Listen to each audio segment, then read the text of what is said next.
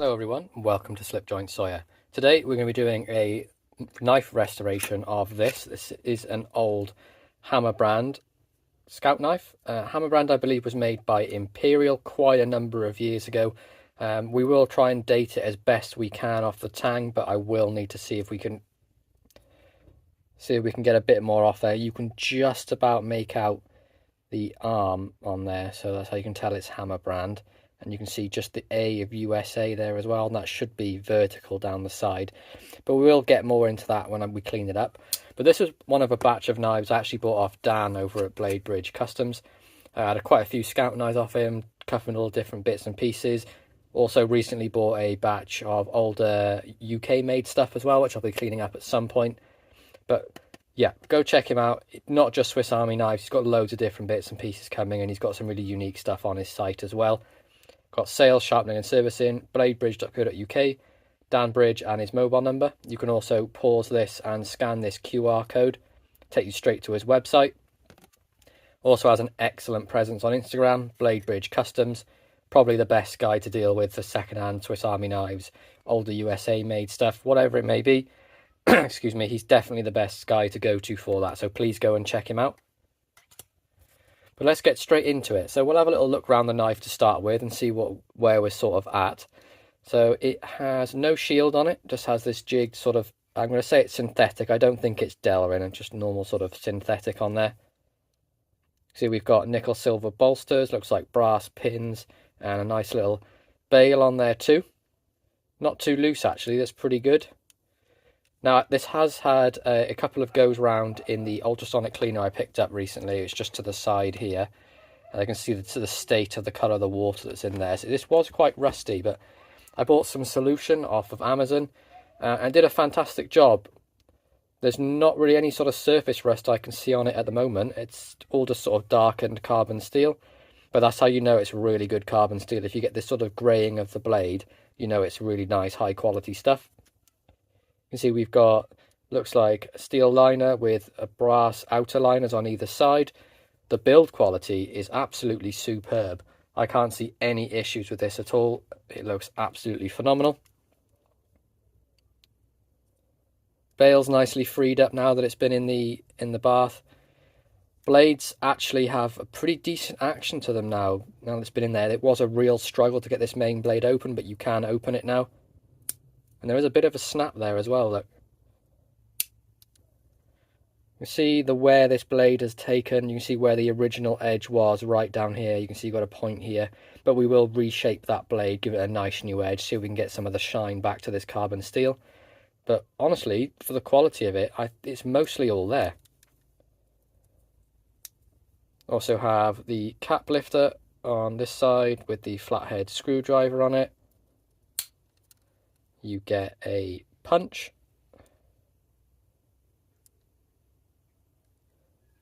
and then you also get the can opener, and it actually says can opener on it, and there's some sort of number underneath which I will try and get to and see if I can see a bit better, but I can't quite make it out. I can see maybe a 2 and a 3, and there might be a pattern number or a model number, but we'll soon check that out. But the way I'm going to go about this, I'm going to try not to pause the video. I want to just try and give it as much of a natural process as possible. So this will be a longer video. If you stay to the end, kudos to you. Thank you very much. But we'll just jump straight into it. I'm going to go with the externals first, and then we'll just make our way towards the middle of the knife. Okay, so I generally sort of start out with this sort of like emery cloth. This one is pretty used and abused. I used it in my last sort of cleanup video of an Ulster scout knife. But we're not going to do anything too fancy to start with. I'm just going to sort of brush over the externals of the knife, just get that surface rust off, or the surface stuff off. There's no real right or wrong way to do this. For me, I just sort of, whatever I think the best method will be. Now, this will introduce some micro scratches into the bolster. You can see that there. But it has brought out a shine, and then we'll polish it off at the end and see if we can get some of those scratches out. You can see that it's taken off some of that dirt already. You can see there's a nice little bit of shine to that, but we're just going to sort of work this back and forth, just like that. And I may actually try and take the bail off to do this, but I don't want to break it. So let's see how well it's going to come off. Yeah, I reckon I can get that off. Just get myself a nice small flathead screwdriver, pull that up, there we go, and just sort of work it to the side very carefully so you're not going to snap the other pin. Perfect. See, there's the bail. Now that will get a nice little scrub up by itself, so put that to one side. And you can see now we have nice access to the bolster, and we haven't got to try and get in underneath that bail, which was causing me quite a bit of issues when I did the Ulster.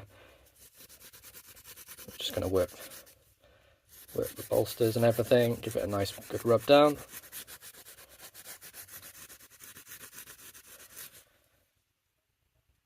See how much easier that is without that bail in the way.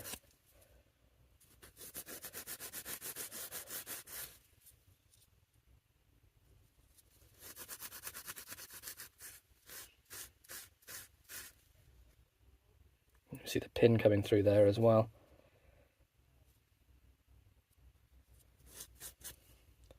And the way I like to do the sort of end of the bolsters, the best method I found for it, if you just lay your cloth down and hold it kind of like a pen and just work it back and forth like this. It's just so much easier than trying to like do it when you're holding it. And you can see there, compared to that end, it's just a lot easier.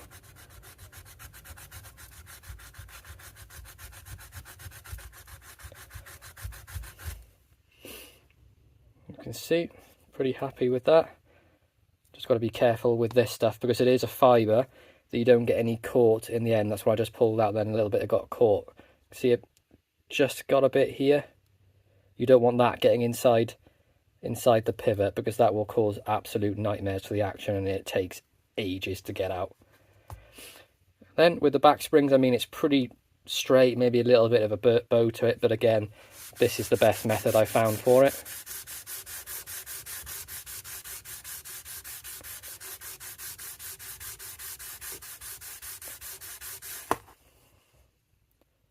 I mean, a million times better already.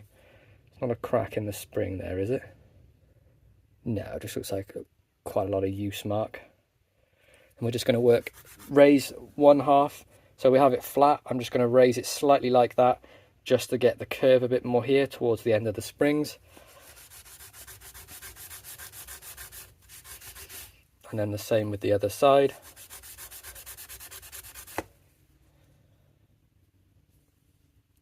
Awesome. Pretty happy with that. I'm just going to get a toothbrush now, and I'm going to use a bit of the solution that's left over in the ultrasonic cleaner just to try and get some of this junk out from inside the scales. And I should have that handy. I do. I'm just going to pretty much just dip it in and use it like a solution. And I'm just going to sort of rub back and forth like that. See if we can get some of that junk out from inside there. And while we're at it, we'll just go over the whole knife.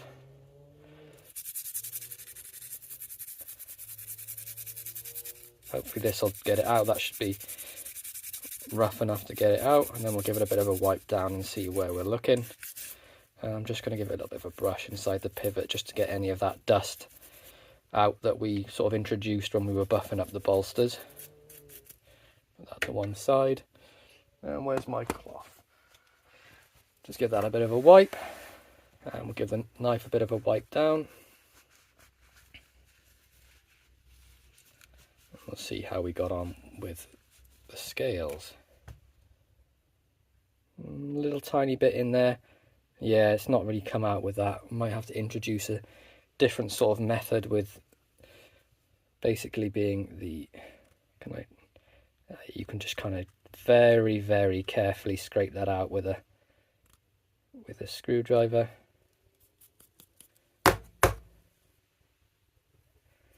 And then the last little remaining bit you'll probably just be able to get off with the brush. And then only on this side there's a little bit here. This looks like it could have been paint. Maybe this could have been a painter's knife at one point. Not sure what it is. A couple of white sort of specks on there. And that one last one up there. And then we'll give that one last scrub. And that should be enough to get all that out. And let's wipe all that sort of junk off the mat. And wipe down the knife.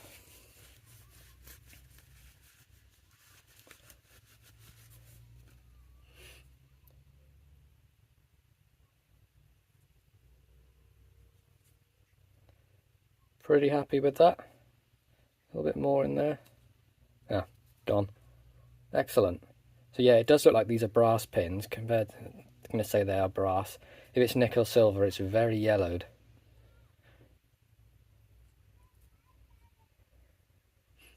Build quality is excellent though. Okay, let's start working on the blades. Actually, do you know what? Let's see if we can get some polish back on these bolsters and springs. So for that, I'm going to use some Auto Sol. This is just like metal polish. It's good for chrome, metals, anything like that. It's quite similar to Flitz, to be honest, but different company, different process of making it, things like that. Let's grab an old microfiber cloth that I'm not going to care if it gets messed up. And the way I like to do it is I like to sort of make it into a point, so it's kind of firm but not too firm. And I'll just put a little dot on the end like that, and I'll sort of just work it into the cloth. It does make it a bit easier to use. When you just leave a dollop on the end, you sort of wipe it on once and it just stays in one place. So now I'm just going to sort of work that in just like that, and then I'm going to go back and forth like this, see what sort of results we can get from that. And it's obviously a lot easier if you do it on a hard surface, so I'm going to try and hold it up. But you can see the dirt coming off it, like it's going black on the cloth.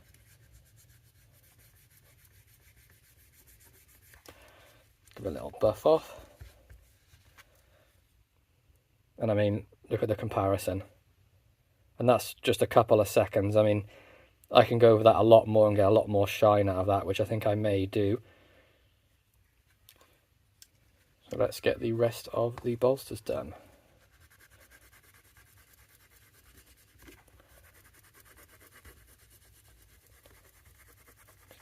Exactly the same method, just sort of working it in,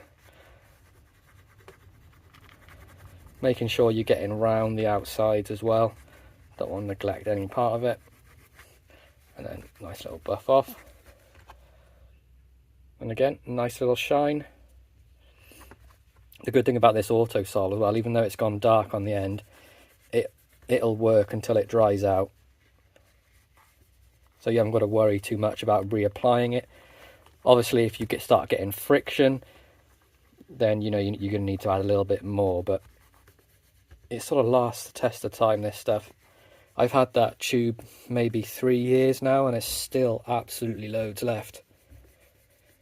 I use it sometimes for polishing the patina off my carbon steel slip joints if there gets any on there. You can see, look, third bolster still going strong. And then the final one, it just does a great job. It's like a cutting compound, and it really sort of,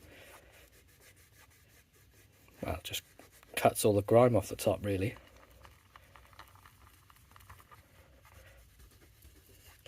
And then final bolster. And it always looks, whenever you're using it and you're polishing on it, if it ever looks like it's still matte, just keep going for a little tiny bit longer, and then give it a buff off with a nice soft cloth. Now I like using these small microfibers because they're not too abrasive, and you can use a clean bit just to buff off while using it, and you haven't got to use two cloths. But obviously make sure that it is a clean bit and you're not using a dirty bit. Nice shine to those bolsters now. Best method for the back springs I've found, honestly, get your cloth, lie it flat like we did when we were cleaning it. Lie it flat like this. Put a dollop where you're going to be using it, and if you sort of work it like this, back and forth on the sheet like that, and then get it all off your hand because it stinks, and then I'm just going to work the knife back and forth like this. It's so much easier than trying to hold it, so you can just sort of work it like this, provided the cloth will stay still. And you can see how black that cloth's going, but back springs are looking good. You can see this bit needs a little bit more work this side, so I'll turn it round and make that my main focus.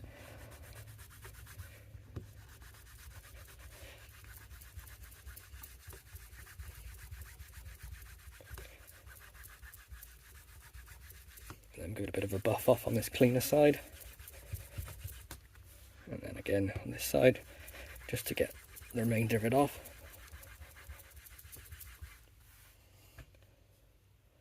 But look at that. Great, right? And we'll do the same with the inside. So for that I will have to open the blades. That cap lifter is very stiff. I think it just needs lubricating though, because there's currently nothing on there. Now, is it going to give me enough room to do it this way? It's not. Okay. This is going to be a little bit more tricky, but I'm just going to have to go back to the original method. So I'm going to fold this back up, apply a little bit more, and then apply it to my thumb for some reason. Jackass. Just rub it in like that. And then we're just going to sort of bring it up to show you, but I'm just going to sort of work the top of the liners and try and get in as much as I can. You can see it is actually, I mean, it's not the cleanest in there, but there's no cracks, there's no rust. It's just like darkened carbon steel, and I don't really mind that too much. But I'm just going to work this back and forth. And I've always found, since I first started doing this, I did all the blades first, sharpened it. Doing this, went across, cut my knuckle on the razor sharp blade. So I always like to leave it kind of, you know, the blades till last, mainly because of that reason. But I mean, you can see the comparison in the brass already here to here, look. So I'm just going to turn that round and work that side. Make sure you get inside that easy open for the punch. And I'm just going to sort of jam it between the liners just to try and get some off near the top. Just like that. Give a little go over the synthetic as well, because that will sort of react to it. I wouldn't go using it on bone, mind, or sort of Delrin, because that can take sort of like a white sort of colour, but for cheaper sort of budget synthetics like this, I mean, it works perfectly well for it. And you can just buff it off. Buff that off. And then buff that side off as well.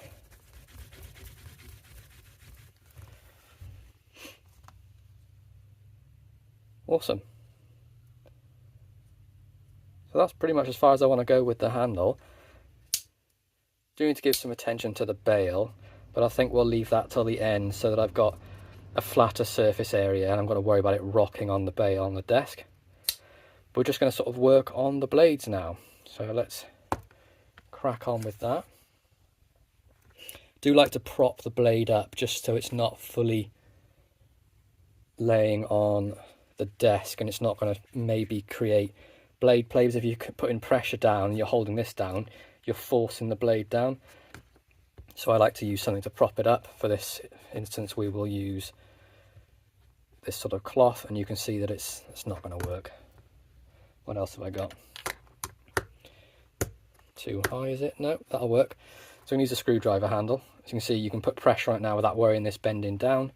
Not too much pressure though. And then we're just going to sort of work the blades back and forth, getting as much as that blackening off as we can. And then we're going to work where the Tang Stamp is and see if we can get some more information on the date of the hammer brand.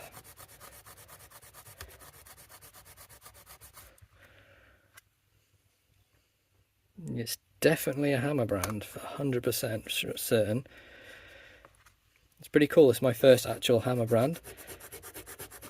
Really been enjoying collecting these sort of scout knives, and mainly the ones that need a lot of love.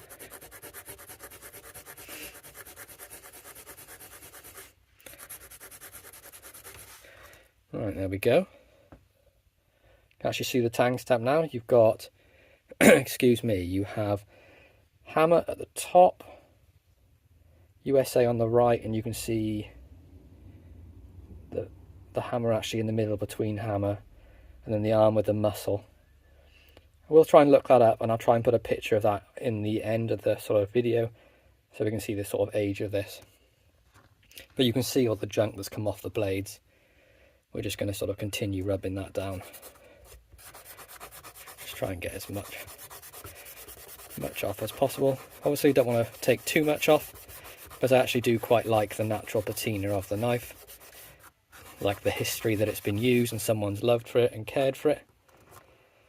We'll try again this side. Now this side always gets a bit awkward because you are pushing towards the blade. So although it's not sharp, you can still cut yourself on this. So be very careful when you're doing this. I'm just going to work the tang first and get that out of the way. And then I'm going to work the sort of main blade best I can. Looks like we might have a little bit of pitting on here as well, which is quite cool. And then to work the top of the blade, I'm just going to place it like this. Be very careful with it because it will rock back and forth. I'm just going to work the top of the blade like this and then round.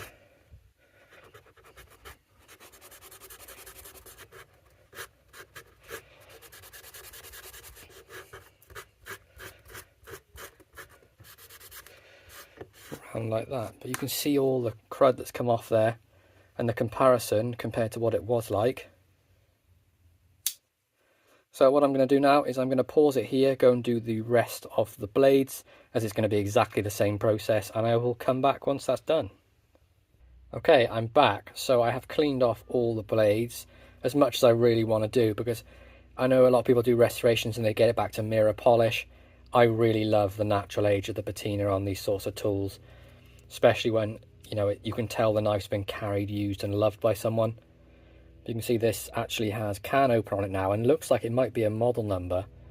I can't really make it out. I will have to get the mag out and magnifying glass out and have a little look, but you can definitely see R239L maybe, or 4. I don't know, I'll have to look it up and see what I can find about it. I did clean up the bail as well, but we'll stick that on at the end, last sort of thing.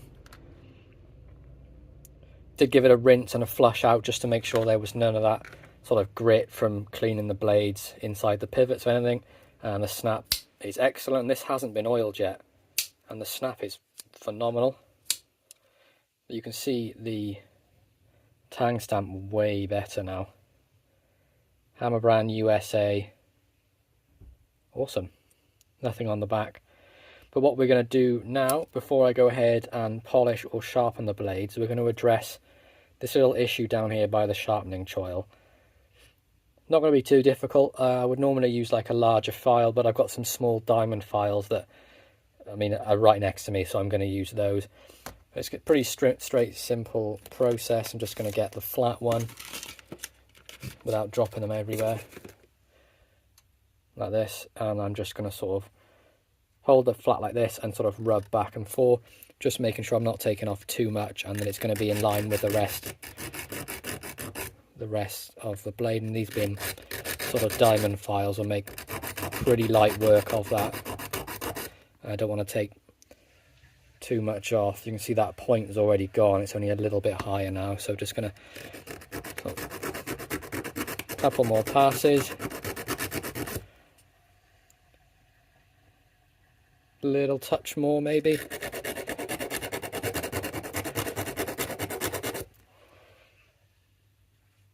A little bit more. The key is to do a little bit at a time so you don't end up taking too much off. How's that looking? No, I'm happy with that. I don't want to take any more off and ruin it. So we'll put that to one side. We're going to now do a bit of that auto sol on the blades like we were doing, like we were doing with the covers, just to bring a little tiny bit of shine to that patina, but nothing too major. Going to be exactly the same process. I'm going to put some on a cloth and just rub it basically, but not too much for the blades, just a little dab. get something to prop underneath. So we'll go back to the handy screwdriver, and we're just going to sort of dab that on and just sort of work that in. And these will come out absolutely stinking because of the pitting on the blade. It will sort of pick some of that up when it passes over. But I'm just going to sort of work that back and forth. Just like that. We'll turn it over, put a little bit more on the cloth. I always find that when you're doing it on metal, to dab it on first so it's got a covering and then work it in rather than leaving it on the cloth and rubbing it in. I know I did it for the nickel silver, but that's such a soft metal that it works fine. But with the tougher stuff, you just sort of make sure you get a covering on everything before you start. And I'm just going to work that a little bit more. And then we'll turn it over and do the top. Just like that. Give it a little bit of a buff and see how it looks. Obviously we're not going for mirror polish, we're just sort of cleaning off a little bit more that's already on there.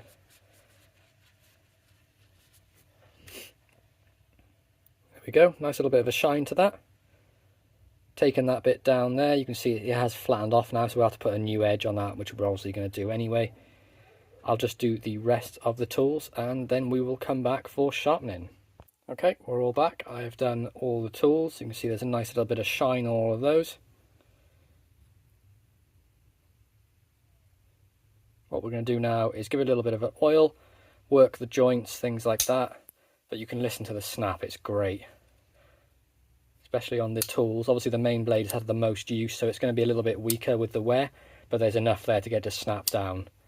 It's about 5.5 and then maybe 6 at the max on the open. But anyway, that's perfect sort of pull really for sort of a user like camp knife like this. It's not huge. I mean, it's only a, what we got, 1, 2, 3, 3 3/4 inches. So again, like I was saying in previous videos, it's in the Goldilocks sort of size for me. 3.5 and 3 3/4 is sort of perfect. But I'm really impressed with how these back springs have turned out. And I could sand and try and get some of these marks out in the dings, but honestly, I love the fact they're on there. But let's chuck a little bit of oil in it, and for that I'm going to be using, what we got here, the Twisted Assisted Food Safe Oil, and this is mineral oil. I'm just going to put, I'm obviously going to over oil the pivots, because it will flush a little bit of that sort of junk out that's in there, and then I can just wipe it off as we go. But this oil should make it like absolute glass. I can feel it already working, and you should see some of the oil come through eventually. See little tiny bits coming through, and you can just wipe that off, work it a few more times.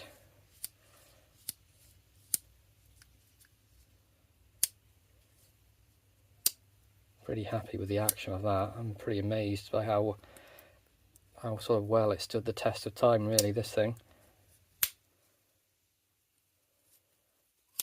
Do the same with this one.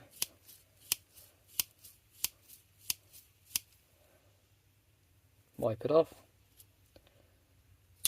Happy with that. Get the punch and the can opener out. It doesn't really matter, to be honest, which way round you do the oiling. Sometimes I do it in here like this on the end of the tang. Other times I'll do it on the back like I did previously. It seems to work equally well, because I mean the oil's getting in there either way. I think it's really just down to preference what you prefer.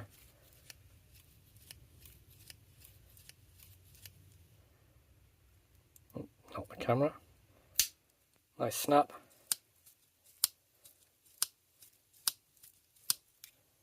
You can see the oil coming through there.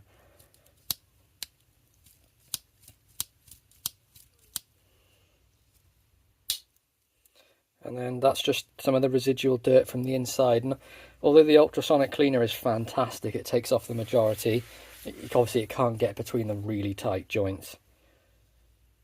But all that's really left now is we'll attach the bail very last, and we're going to sharpen the blades. And for that, that gives me an excuse to use the new sharpening stone that Sean T sent to me. So Sean, thank you very much for that. I love it. But I'll go grab that and we will come back. Okay, we are back. I did have to move the mat because I did put it on there and thought, you know, I'll give it a go on the mat. It might be a bit slippy, and I pulled it down once and it just shot off the desk. But we do have the sharpening stone here. Now, one thing I will point out, if any of you got this Parkside from Lidl sharpener, it's marked as 6,000 and 1,000. Now, this isn't 6,000. This is more like 600. I think they may have messed up on the numbering, but that white stone is definitely 1,000. It's the same sort of grade as the one on the workshop system I have. So I would always use this green one first. What we're going to do, it's been soaking for about 10-15 minutes. And what I'd like to do is just get a little bit of extra water, just sort of rub it on the top like this. Now, I am not a professional sharpener. This is probably maybe the 5th knife I'm going to sharpen using this system. Normally I use the guided system, but I want to get into freehand sharpening and doing it properly. Now, do I measure an angle? No. I'm just going to put the blade on, draw it towards me at a rough angle, and see how we sort of get on with that.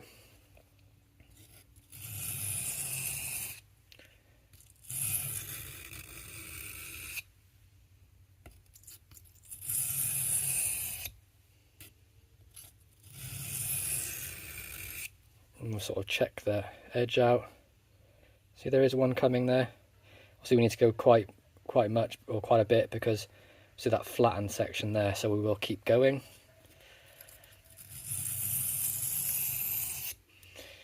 To get to that flattened section, I'm just going to put a little tiny bit more pressure on the pivot side. And I know I'm not working the tip currently, but I will fix that towards the end. I've always found that if I get the flat portion of the blade done first, I can sort of finish that up afterwards. And to make sure you keep your stone sort of wet as well, it does sort of aid like the lubrication. And we'll just wipe that off and see how we're getting on. You can see we're getting a pretty nice edge there. A little bit up here where it's not completely flat, but I mean, I'm not perfect. As long as it's got a working edge, I will be happy.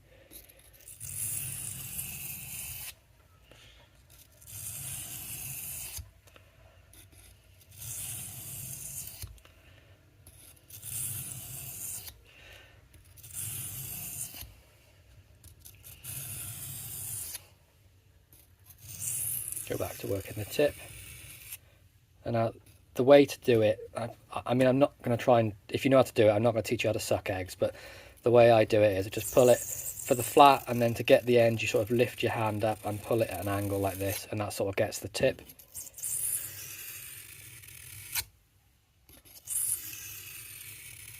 Like that. Trying to jet off the end like I just did, because that will add unnecessary scratches, but you can see we're right down to the edge now. How's that flat bit looking? It's still there, but there is an edge forming on it. You can feel it. So what I'm going to do now is go and work the other side, and for that I'm going to push away, which is easier for me. A little bit more water, not too much. Soak the whole stone, and then we're just going to sort of guesstimate about a 20 degree maybe. Just sort of push it away. Now, there is a bit of a discussion about whether you should push away or pull towards you. I've tried both, and I've always found the best results in pushing away.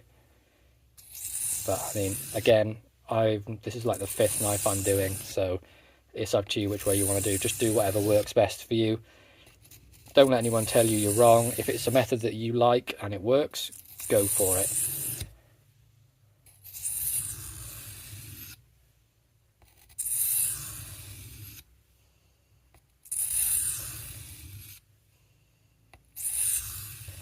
And we'll check that edge, just give it a wipe.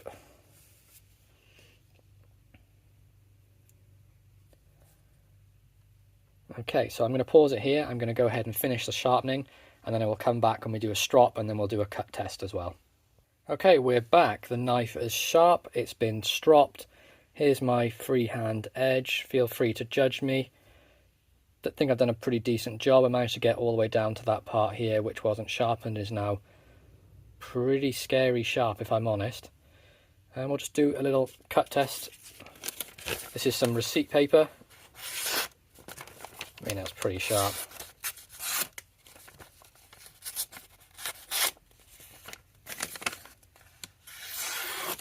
I think I did a pretty good job with that.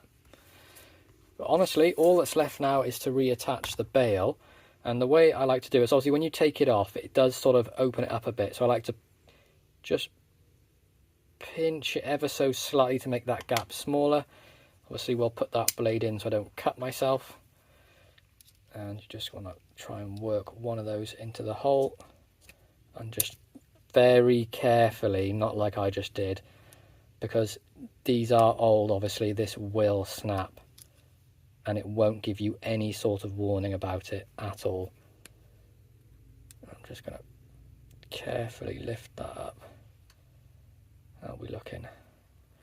But obviously want to make sure I don't drop it onto the where I've just polished. A little bit loose, but if needs be, what I tend to do is either get a pair of pliers or just very lightly pinch that in a vise, which I will do quickly off camera, and we'll just see the end result. Just pinch ever so slightly, so that's literally it. Quick little pinch, and as you can see, there's no more wobbling about. It's not super free spinning, which is something I don't particularly like. Because if you think of if it's free spinning and you're just sort of using the knife, so you're just putting it away quickly, you don't want that to sort of fall over that way and then, you know, catch the blade. So I've got to manage to get to a point where it's actually going to take some resistance to get past there, and you can close that blade without any issues. Last thing for it, take a bit of that mineral oil, and we're going to put a little bit on the main blade and a little bit on these covers just to rehydrate them after the wash. Just wipe the blade very sort of gingerly and carefully, and then just sort of coat the whole knife in it, just to sort of bring a bit of that extra shine back. And then what we'll do is get a cloth and just wipe off the excess, just like that. Same with the blade. And there we have it, the finished product. I really hope you enjoyed this restoration, guys. I'm really getting into these and I'm loving doing the restoration pieces. I know this has been a very long video, but personally I'm trying to do them how I like to watch them. So I try not to do too much pausing, because that kind of gets a bit irritating if they're just telling you what they're going to do and then it just skips to it being done.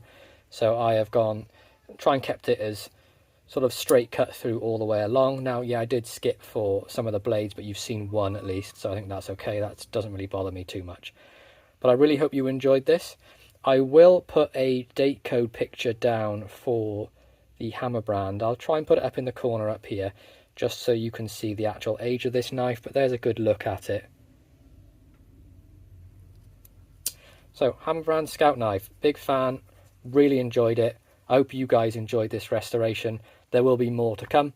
Please be sure to like, subscribe, and ring that bell for notifications, and I'll catch you in the next one. Peace out.